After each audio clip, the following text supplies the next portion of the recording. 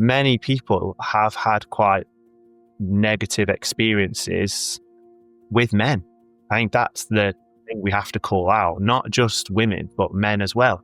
Like if you speak to any man and you ask them, tell me about your experiences with other men, at some point in their life, they'll talk about being bullied or being judged or not feeling like they could express themselves, feeling like they had to hide a certain part of themselves. Even the most manly man, who hangs out with men all the time and goes to the football and, does everything that a man should do in any particular culture, will have had some difficult experiences around other men that you might describe as toxic. So I think those traits have been well documented and well talked about. And that's where this perception has come from. And it's born out of genuine, real experience. Welcome back to the Unhooked Podcast. I'm your host, Jeremy Lipkowitz, a men's coach, former monk, and founder of Unhooked Academy. Today's episode is a powerful and honest conversation with writer and entrepreneur James Routledge. He's the man behind the Substack publication Jack, which is a bold and refreshing voice on modern masculinity. In this episode today, we talk about everything from men's mental health, porn addiction, shame, and social conditioning to what it really means to reclaim your manhood in today's world. James shares his own personal journey, not from a place of being a guru or having all the answers, but from a place of deep inquiry, lived experience, and a commitment to helping men evolve, which I really respect and appreciate about his work. This is one of those episodes that might challenge you, encourage you, and hopefully invite you into deeper exploration of yourself and the men around you. So without further ado, please enjoy my conversation, James Routledge. All right, ladies and gentlemen, welcome back to another episode of the Unhooked Podcast. I'm your host, Jeremy Lipkowitz, today joined by my new friend, James Routledge. James, welcome to the show. Hello, thanks for having me on. Yeah. You are someone that I've been following for a while on Substack. You started writing about men and masculinity and issues that are just very relevant for men. So I'd love for you to just tell the audience, what is Jack and what is it all about? Jack initially is my channel to talk specifically about men's mental health and masculinity. I wanted to create a voice and a character that could represent men and speak to men's issues. So really it's a platform for me to talk about all the different issues that men face through a brand and a character. I'm becoming increasingly aware of the depth and complexity of what men experience in the world and how diverse and varied that is. And obviously I can speak personally to some of these experiences I've had as a man, but I'm well aware that there are thousands of other experiences that men go through that I can't speak because I've not experienced them. So Jack is initially a publication that can, speak to all of them. So Jack's, in my mind, is a person. He's a universal man that can speak to the multitude of challenges and experiences and opportunities that men face today. Mm-hmm. What caused you to start this whole thing? Was there something that you felt was missing from the men's workspace, or what was the initial impulse behind it? Actually, the initial impulse is quite far reaching, I suppose. I mean, I've always had an interest in men's mental health specifically. So I'd previously started a business in the mental health space, and I'd been a male leader in that space and an advocate for mental health, but not specifically around men, just universal mental health. So I started a business called Sanctus, which was a pioneering brand in the mental health in the workplace space.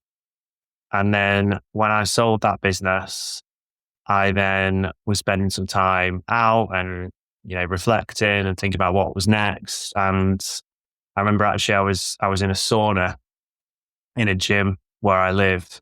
And in the sauna, I would always just listen to the conversations that men would have. And anyone that goes in saunas regularly knows that that's where lots of real conversations happen. And in this sauna in particular, I just found it really interesting because lots of the older men would have conversations about like their health or their relationships. And I noticed that lots of the older men, their conversations surprised me. They were more affectionate and more kind and more curious than perhaps my perception of older men was. And then one conversation really stopped me in my tracks because there was a group of young guys in there one day, let's say early 20s, and they were talking about nights out and drinking and chasing girls. And one of them, in a very offhand way, mentioned that he'd been going to a brothel and paying for sex. And he just said it so flippantly and so matter of fact that it just really caught my attention because this was a young, healthy guy, in the gym with friends.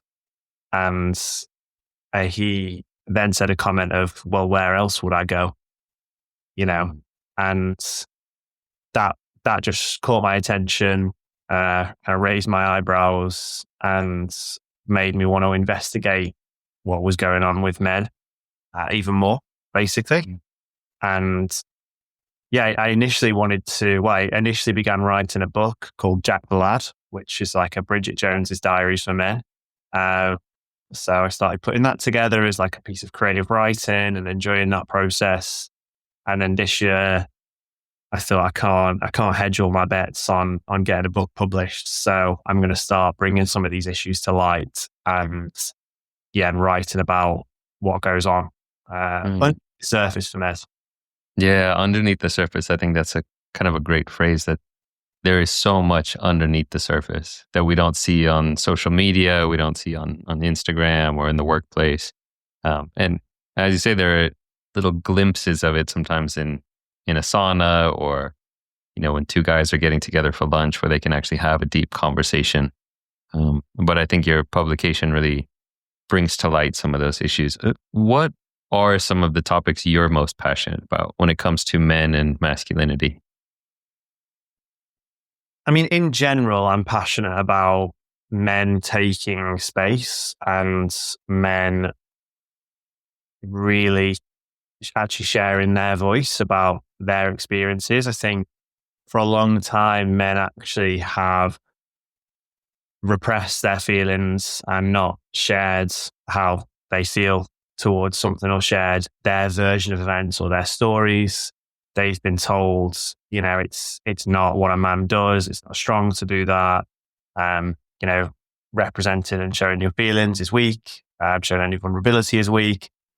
I think men have also read the message that, they are bottom of the pile when it comes to being allowed to share any of their agitations with the world. That other people from other groups must kind of come first.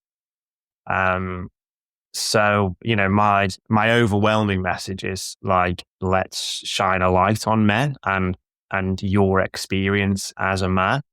I get the sense that a lot of men go through life with this sort of background noise of these questions of what it means to be a man and masculinity and, thoughts and feelings around that, but it's never in the foreground. It's always in the background. And I want to bring this into the foreground. So that's probably the overarching narrative that I'm passionate about. I think specifically, then the problems or the issues at the surface I'm most interested in is mental health broadly, alcohol, is a topic that's high on the list. Porn is a topic that's high on the list. Drugs, relationship with work, money, relationships, dating, body image. The list obviously goes on, but I'm putting some of those at the top because I think they're quite high up there. Alcohol's a big one, but then just general male culture as well, and questioning what is kind of normal for men to do together, and challenging that. And in particular, over the last months when I've been writing about men, I've noticed that probably the most impactful writing I can do is when I really focus on what men are doing well, and when men are coming together to do, to do something new or impactful or important, because I think so often we shine a light, society or the media shine a light on what men have done historically wrong, or badly. And that's created this negative perception of men. Basically, there's a lot of guilt and shame around what men have historically done to the world or to women or to each other. And, I think that story's been really well told.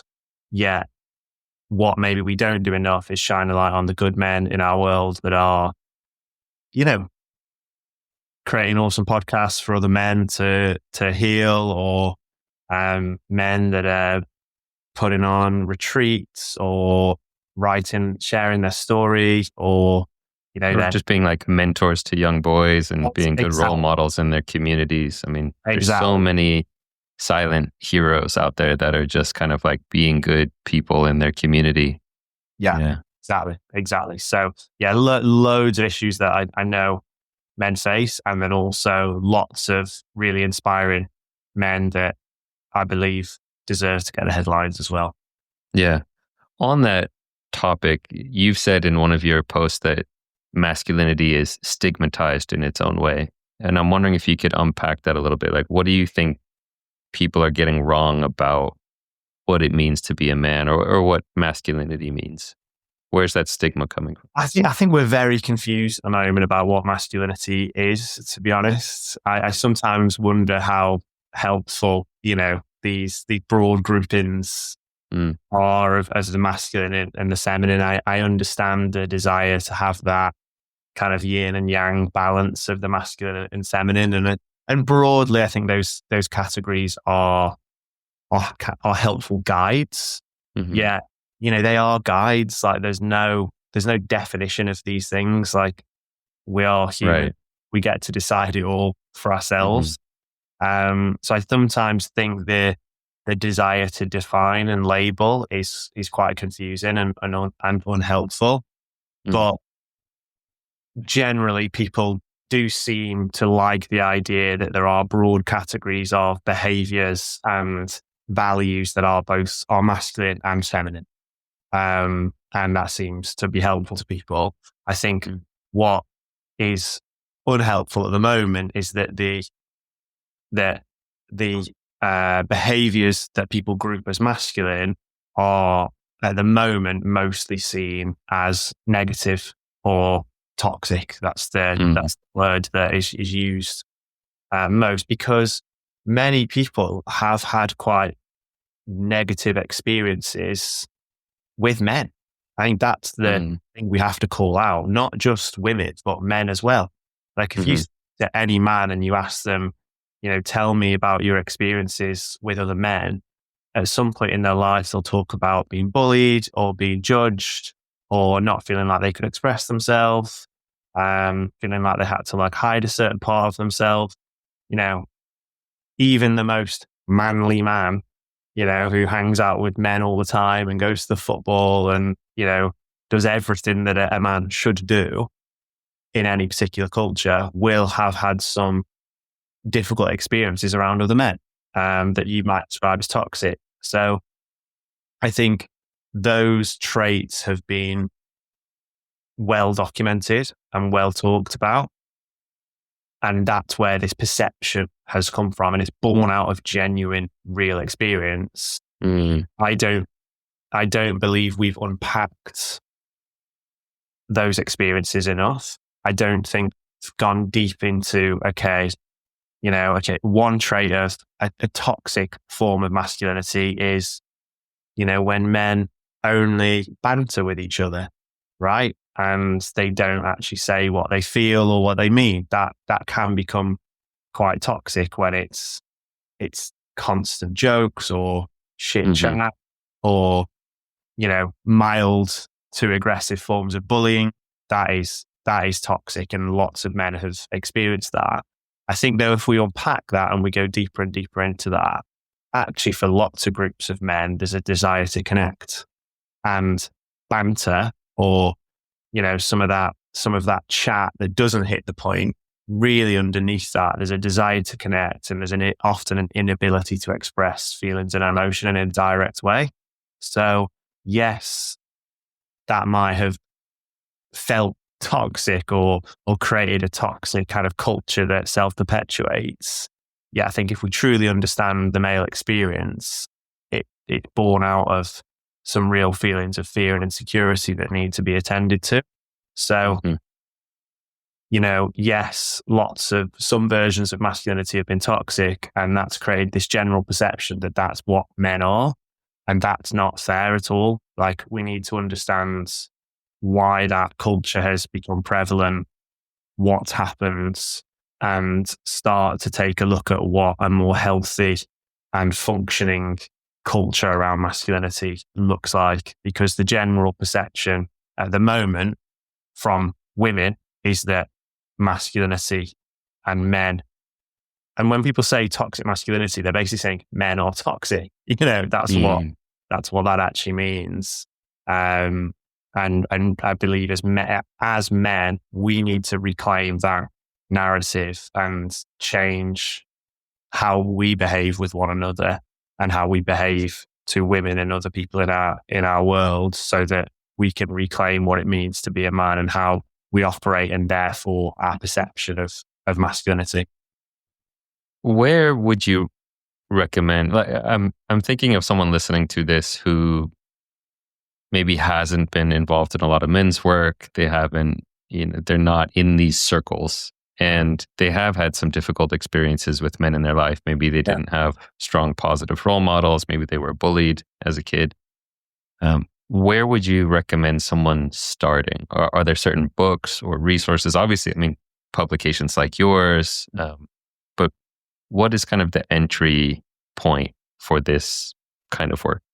I feel quite new to this space, to be honest. Like, I've only just really heard of the term men's work. Like, I didn't even know what men's work or men's spaces meant until recently. And I joined an open men's group a couple of weeks ago for the first time out of curiosity, and found it intriguing, and I'll be back. But I feel quite new to this space, and like many men, I'm only just recently looking at my own life through the lens of masculinity and what it means to be a man. And I think the journey, initially for me has started with some reading and finding, publications like yours, or just initially, actually, I found some of these kind of quite high level like statistics quite cool. I think there's a publication and an author called Richard Reeves who's written Of Boys and Men, which is, he's very much on like the policy angle, but it just made me feel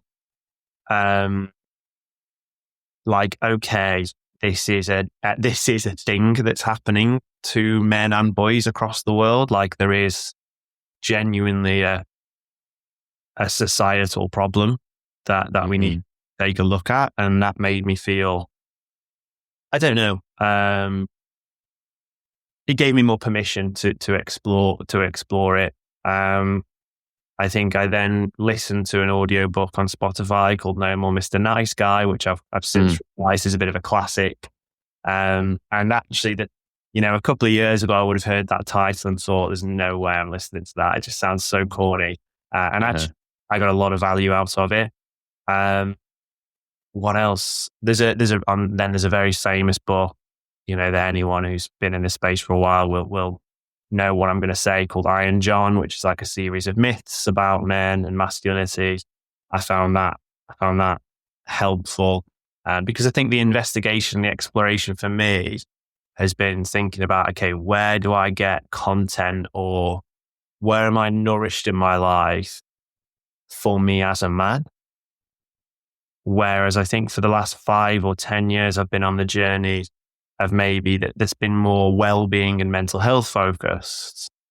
And that's been me thinking, like, how do I nourish myself generally? And it's actually led me to lots of, and I'm going to go back to these broad groupings now. It's actually led me to lots of like feminine practices, yoga. I mean, meditation isn't masculine nor feminine, but it's still, and it's gentle. It's not, I'm not fighting anything or I'm not expressing beating drums around a fire and wrestling men, and exactly. And so I've and I look at who I often open up to and speak to in my life. It can often be my wife. So I'm like, right, where am I getting my fix as man in my life? And that's, I think that question is quite a good place to start for anyone. It's like, where is my manhood being nourished in my life? I think I'm coming up with that off the bat, but I think that's been quite a helpful inquiry for me. Just thinking, where am I able to really express myself as a man? And that's led me to a really simple conclusion for me, which is, for example, like, I don't currently play any sport. I grew up playing lots of sports, and the competitiveness, the aggression, the desire to win in a playful manner that can be done in a sporting and, in a way that's just fun, rather than, again, this kind of nasty, bullish, I win, you lose, kind of way that it doesn't need to be. There can be like healthy competition. There's a real joy in healthy competition from sports. Yeah. And it can be honorable, and, it can be fun and fair and dignified. And it's led me to think, where's that in my life? I need more of that. So I think that's just a really good inquiry to start, that you can journal on or write about, and then do some reading around. And then in general, I do think personally, like, I'm on a journey of finding more spaces in my life to, really explore my masculine side. I think I've been on a real exploration of my feminine. I think it was a side of me that, I was never in touch with. Like, growing up, I grew up in an environment that was, heavily macho, and, to be a man, you conformed, and you watched football, and you drank beer, and you spoke shit about girls in the pub. Like, that's the environment I grew up in. So that didn't work for me in my mental health, which then led me to really explore my more nurturing, caring side that took care of my health. And then now I'm coming out the other side of that, and I'm like, okay, I need to go back into the more masculine sides of me and find my own healthy version of that. Yeah. Well, I think, as you're talking about this, and you being relatively new to this space, I think it's one of the reasons that your writing really resonates, because it's clear that you're just speaking authentically about your own exploration with a lot of these topics that a lot of guys are exploring for themselves. Speaking of your publication, the post you did on porn addiction, I think is one of the most kind of grounded and relatable posts I've read on the topic. I think you really did it justice of just what that experience is like to come to some of those realizations. What led you to write that post specifically? So I'd shared on my personal LinkedIn to my audience, what topics do you want me to write about? And I put 4 options. I think it was drugs, alcohol, porn, and wearing a mask at work. I just picked those randomly off my own insight. And then I think porn addiction was the most voted. Bear in mind, this is LinkedIn as well. Mm-hmm. This is a professional platform.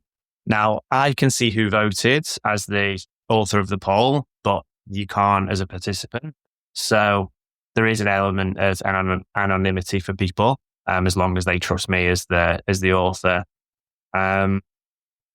Yeah, and that didn't surprise me at all. I mean, actually, what that said to me is porn addiction probably won by a country mile, because there'll be loads of people that wanted to click it but didn't.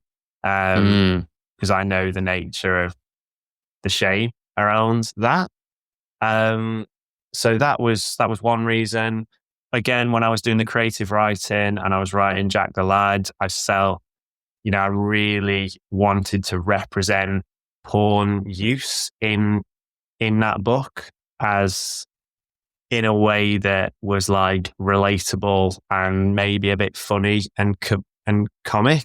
And I just know how prevalent porn use is. Like, I'm 34. I think I first went on the internet at like 13, and, I remember me and my mates all finding access to internet porn and it being like, finding crack or heroin for the first time. And yeah, I just know, what the culture around porn is for at least, I'm in the UK. I know what that lad culture around porn use is, and I know how prevalent it continues to be as men go from boys to men. Like, it doesn't stop, basically. I think I thought it would. I think I possibly thought that, porn was like a thing that teenage boys did, or maybe into your early 20s at uni or something. And then, I'm 34 now, and as I've experienced what continues to happen, it made me realize, that porn addiction is a far, far bigger and deeper topic than, just like a bit of a joke, and like a laugh that maybe sometimes it is when it's spoken about in groups of men. Yeah. Was there a moment in your life where you recognized, where you made this click and realized, hey, this is actually causing some harm? Yeah, I think so. I think it's been a bit of a journey. I think the way in for me was actually because I became kind of like interested and concerned around general behavior and treatment of women in society. I think that, I'd like to think I'm sensitive to that. And, I think the Me Too movement and lots of women calling out men for sexual harassment, abuse, rape. And that's, to me, it's quite obvious that that's the tip of the iceberg. That is representative of all men. It's a very, very small number of men that become predatory and dangerous to women. But what I'm well aware of is that underneath that is an entire culture of objectification of women that allows those events to happen. And I think it's very, very hard as a man. And I think it takes a lot to really honestly look at your own part in that culture and acknowledge that we have grown up in that. And I felt quite ashamed, really, that, that I've grown up in a misogynistic culture. It's just fact. And I don't feel as ashamed about it now, because it's just true. Like, what else was I going to do? I was born into it. But yeah, I was born into an environment where my older cousin would have a poster of a half naked page 3 model on his wall. And then, you've got the porn industry Me and my mates used to watch Soccer AM, which was a UK football show on Saturday morning where they'd make a young girl walk up and down an aisle in a football shirt, make her spin around and, and rate her out of 10. Like that was on mainstream television at 10 in the morning on a Saturday. That's like the messages we're getting sent as young boys about how you talk to women and about women. So, I became aware of that culturally. And then it's as if porn use was like the most obvious thing I'd never noticed in terms of the link to that. Because, it's very compartmentalized for a lot of people. It's just this thing that starts when you're 10, 11, 12, and it's this totally separate thing in isolation from the rest of your life. Totally. I was just like, well, this is the ultimate, the ultimate tool to objectify women. Like this is, this platform or this, this thing is literally, click on a picture or a link of a woman and, consume her. Right? Basically, that's what porn is. It's like just pick what you want, consume it, and for your own pleasure, it's yours. And I suppose I made the link between that and what was happening or is happening in general society to women. So I'll be honest, I actually came at it from like not really thinking about the harm it was doing to me, but thinking about the harm it was doing to others, which I think is, I don't know. I think that's not everyone has that same journey there. And then also like there was other stuff that's happened recently on social media. Like, for example, my Instagram reels just started to become absolutely full of basically soft porn, like OnlyFans creators. There's been this stuff recently around Lily Phillips and Bonnie Blue, like these crazy stunts around, porn stars sleeping with 1,000 men in a day. And that's really broken out. But I noticed how porn was then bleeding into social media in ways that it had never done before. And I was just like, I don't want this. This is not what I want. Like, I don't want to be on my Instagram where I go to watch like comedy videos and food videos and send Lord of the Rings memes to my mates. I don't want to see an OnlyFans creator sucking a lollipop, saying some shit about how she likes to have sex. Like it's so debasing for me to consume that on a daily basis. It's like I am so much more than that kind of content, when it's not the person I want to be consuming that, So I think all in like loads of factors, and it's not just made me wake up to how pervasive like porn is and how powerful its impact is on people. I mean, I never get the quote right, but there's a quote in like psychotherapy, which is something like what's in the shadows is driving you, so what's in your shadow is actually what's dictating your life. And that really rings true for me about porn. It's like it's shadow, and I do believe it dictates a lot of men's outlook on the world. In very subtle but powerful ways. I mean, a lot of men don't realize the ways that it's impacted their life. But, over decades of watching it, if you start when you're 12, 13 years old and you're, 2 decades in, it has a profound impact on how you view women, how you view intimacy. Yeah. Totally. And then started to speak to some more of my mates about it. And I think that made an impact. That made a difference as well. I mean, some men are not bothered. Like they're ignorant or naive, or they're just, they've compartmentalized in such a strong way that they don't make the link to how it's maybe affecting them, or perhaps it isn't affecting them. Who knows? There are I do think there are a growing number of men that are concerned about the impacts of porn on their life and on the life of others. I think a big shift happens, as men start to think about becoming fathers. Mm-hmm. They think, oh, what if I have a little girl? Like, it's, And you recently became a father, right? Well, so we had we lost the baby actually in October. And that was difficult in a lots of different ways. But I do think the process of going on this evolution and crossing this threshold of, wow, I'm going to become a dad here. I feel like for me, that really made me want to start just acting differently, just thinking about cleaning up your act and really becoming the man you. Yeah. Exactly. Yeah, exactly.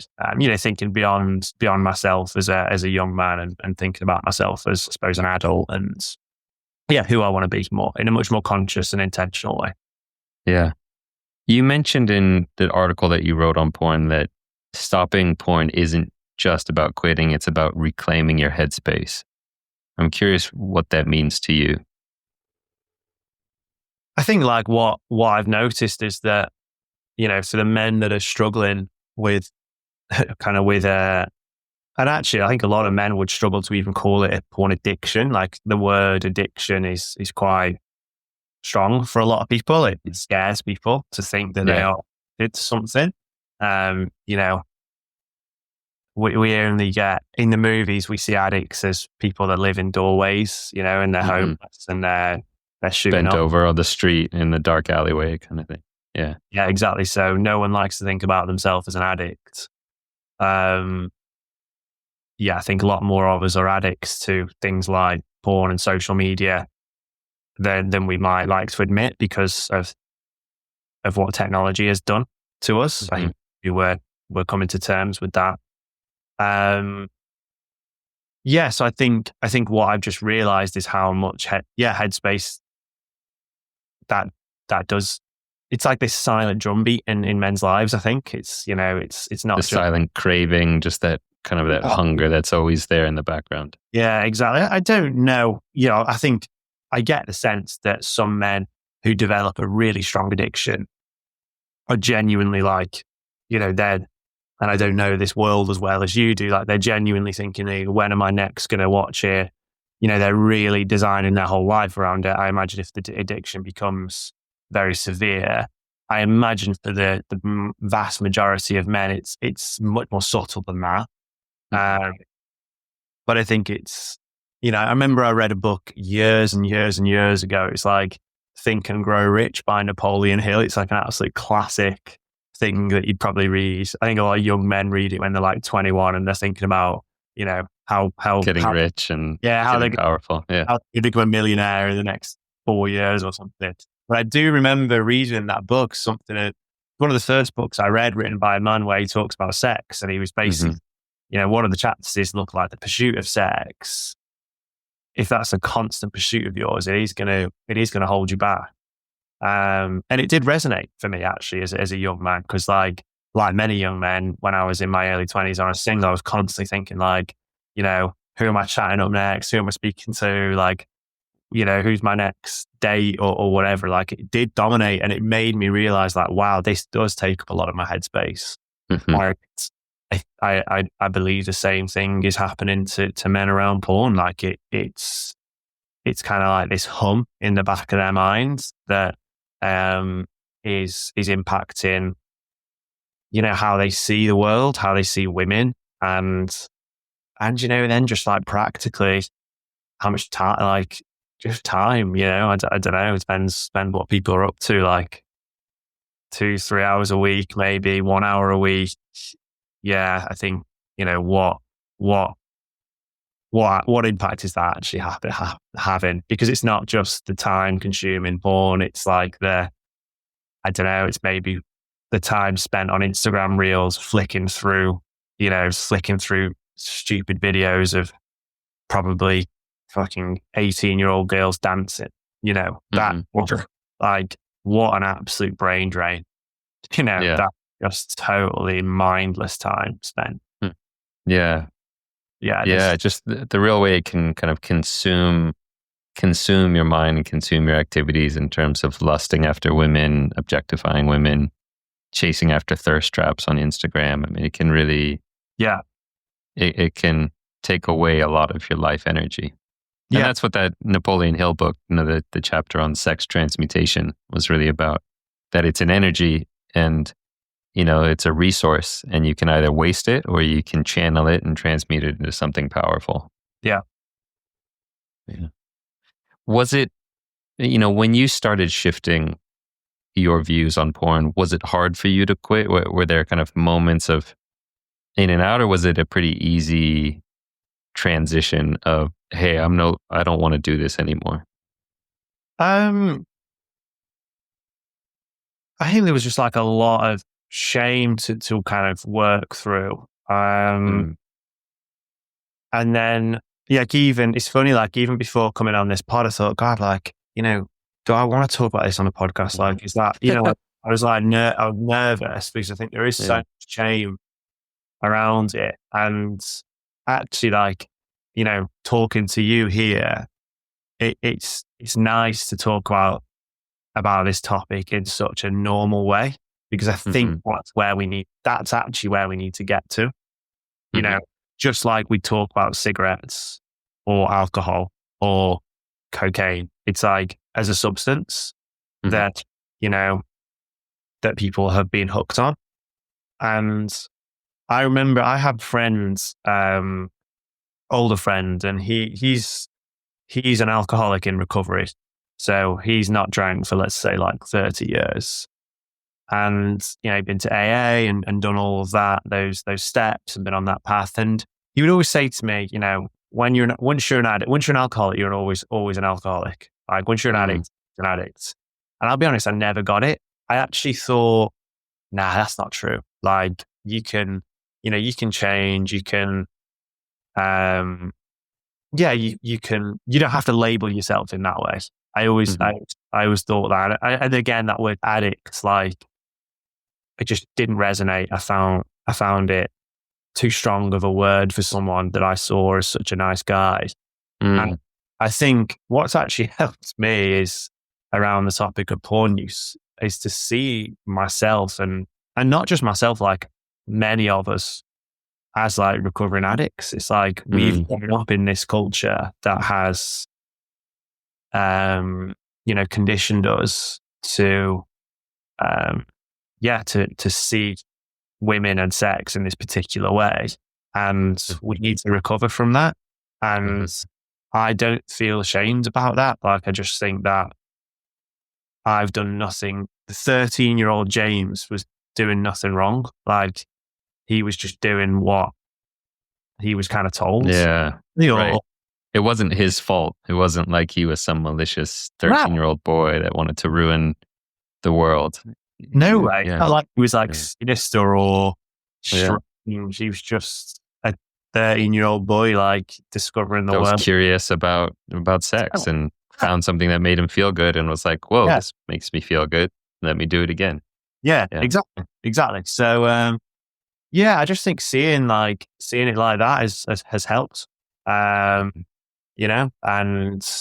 I suppose it's then made, it's given me the permission to just explore it like I would anything. Like I eat too much sugar probably. It'd probably be healthy if I explored my addiction to sugar, which I will. Well, it's interesting because it's another huge topic also, that really impacts a lot of men, because it's something that a lot of men feel a little bit ashamed to admit, that like, oh yeah, I'm kind of addicted to sugar and I feel bad about that. Body dysmorphia, all these kind of issues that we kind of have thought are more women's issues, like eating disorders and these kind of things, affect men in spades. And it's just something that similar to porn, we don't really talk about. It's hard for guys to open up and say, yeah, I feel ashamed of the fact that I, go home when no one's watching and order some cookies to eat, by myself, but I don't want anyone to see me eating them, but I'm addicted to it. Yeah, exactly. Social media addiction is another one, dating apps. Yeah, the transactional nature of relationships and sex. Yeah. So yeah, I think it's helped me just seeing it, quite like matter of factly and remove the shame from it. Yeah. Well, I think it's one of the reasons that your publication, like I highly recommend people to go check it out because it is just so matter of fact. Like it's not, because as you mentioned, there are these kind of highfalutin, you didn't say highfalutin, but it's like there are these very, esoteric kind of like educational policy level publications of these are the statistics of men. But I think we also just need more posts like yours, which are people just speaking from their own experience of, hey, here's something that I'm coming face to face with. Here's something I'm seeing a lot of the men in my life coming face to face with. Let's talk about it and let's get honest about how it's impacting us and impacting society. Yeah, 100%. And I think that's how we'll, reclaim the narrative around, men and what men experience. Everything from porn to drugs, alcohol, dating, work, all the many things. Like I think if we can just, as men, lead that conversation ourselves, I believe we will continue to evolve. And it's crucial that it's men doing it. Like it's really great to be having this conversation with you, like two guys just discussing, these topics very easily. Very easily. Without shame. No, we're okay. Like, it's not been difficult to have this conversation, actually. It's felt really easy and more men can do that, Doesn't mean it has to come on a podcast, but, you can... Start small. You don't have to, blare it out to the world. Drop your mate a message on WhatsApp, go for a walk, go for a coffee, go for a beer, just bring stuff up and actually see how easy it is to connect as men together, because it is really easy. We're out of practice. Yeah. And on that note, if I would give one piece of advice, one of the things I see all the time is that if you can be the one who takes that first courageous step by being vulnerable with a friend and saying, hey, I'm really struggling with this thing, often it gives permission to your friend to do the same. If you can be the one to say, man, I want to tell you something that's kind of on my mind. I'm struggling with X, Y, or Z. It gives permission for the other guy to open up also. So totally. Amazing. Well, man, it's been so good to finally connect and get you on the podcast. For all the listeners out there, I really do recommend checking out Jack on Substack because it's just a great publication. Last question for you. If people want to get connected, where should they go? What should they check out? So if you want to sign up to the Jack publication, it's jackcommunity.com. And then if you want to follow my writing specifically, then I'm most prolific on LinkedIn. Find me, connect with me, follow me on there, James Routledge. Wonderful. All right. That's it for today, folks. Thanks for tuning in to another episode of Unhooked. We'll catch you guys on the next episode.